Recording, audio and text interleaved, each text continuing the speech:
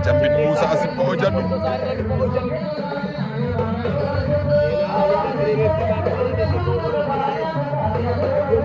l'entrée de Mbine Moussa ndeysaan